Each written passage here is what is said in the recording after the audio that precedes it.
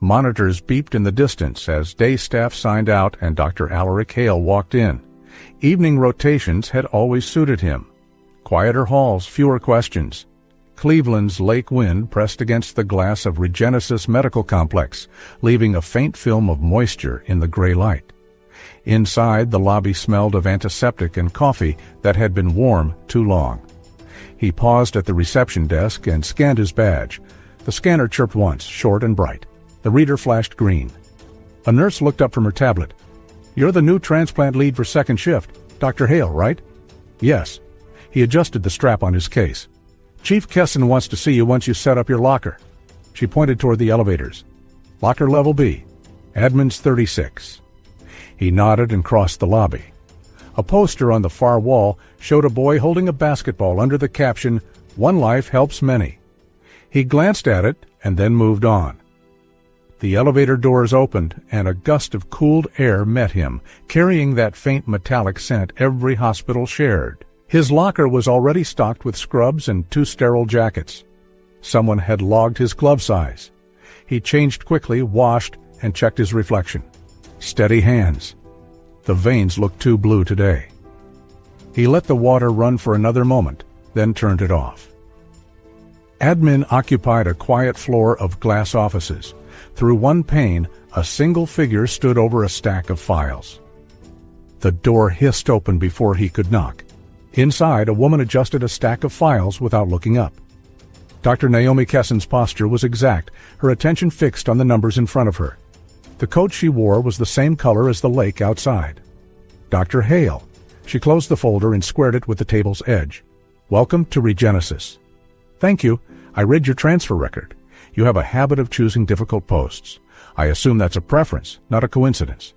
The need for care is greatest where the care system is strained." "I can respect that," she said, "but this facility runs differently. We carry more trauma and more transplants than our infrastructure was built for. Regardless, I still expect you to deliver strong results. You'll have them." Her look said results weren't the only thing she expected. Her tone softened but didn't lose its weight. "You prefer a low profile. That suits me. It won't suit the board.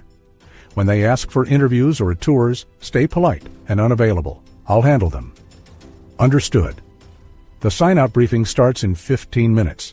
Check the trauma board on your way down. You'll meet your resident in Surgical 3, Rafi Denor. Sharp but impulsive. Channel that before it costs you both time. Kesson slipped the folders into a slim case. "If you need me, I'll be between the floors that spend and the floors that bleed." He gave a single nod. She left with the steady rhythm of someone who ran the place through willpower alone. The trauma board glowed behind smoked glass. Admissions in orange, pre-op in blue, post-op in green. 2 pending liver transplants. 1 flagged for cross-match uncertainty. A notice at the bottom warned of limited storage and required exact timestamps for all sign-outs. He studied the list twice, stored the details, then moved towards Surgical 3. Rafi Denor stood at the instrument table, hands mid-gesture, mask hanging loose around his neck. When he saw Hale, he straightened fast enough to bump a tray and caught it before it rattled. "Dr. Hale, welcome. I watched your Northridge footage. The vascular repair during the ice storm, that was remarkable. Thank you."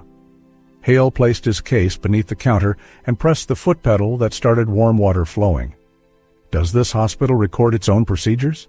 "Some, mostly for internal teaching." Rafi adjusted a set of clamps. "We've got a factory crush injury coming in. Probable liver tear, heavy blood loss before stabilization. Name? Gray Baines. 34. No allergies. Typo negative. Cross-match is ready. Storage is tight, but Chief Kesson usually clears more if we need it." The water felt too warm. Hale turned it colder and let the sting hold. The surgical lamps above flicked to full brightness. Trauma called in at 3:58. The gurney arrived at 4:03. Baines looked like wreckage wrapped in gauze. Paramedics called vitals while Rafi set the first line. Hale moved without rush, yet the surrounding space seemed to clear as if anticipating his reach. Clamp, suction, angle 2 degrees toward me. His voice cut through the room, steady, quiet, absolute. They opened at 4:08. The liver spread beneath the lights, dark and irregular. Bleeding ran through both lobes. Rafi's breath hitched once, then steadied. Retractors, gentle pressure. Don't chase it. Let it show you. The transfusion pump clicked. Metallic scent rose into the air. Hale's jaw tightened once, then steadied. He narrowed his focus to the incision, the pulse, the work. The room settled into rhythm. Suture. Rafi obeyed, motion trembling. The knot held. "You're half a second fast," came Hale's low correction. "Steady hands save more than quick ones." Rafi adjusted and matched his pace. The pump beeped once, then silenced itself. Kisan appeared in the gallery above, coat draped over her arm, eyes following every motion. "Pressure's stable," a nurse reported. "Good. Close the secondary line. I'll finish the anterior repair." The team moved in synchrony. When the last suture was tied, Hale checked the field. "Hold for 2 minutes. Watch." Rafi counted softly. At 60, a thin thread of fluid seeped from the knot. Hale touched it with a swab, tightened by a fraction, and the leak stopped. "Now you trust, after you've looked." Rafi exhaled and nodded once. Kesson raised her hand in acknowledgement and left the gallery. They closed at 5:12.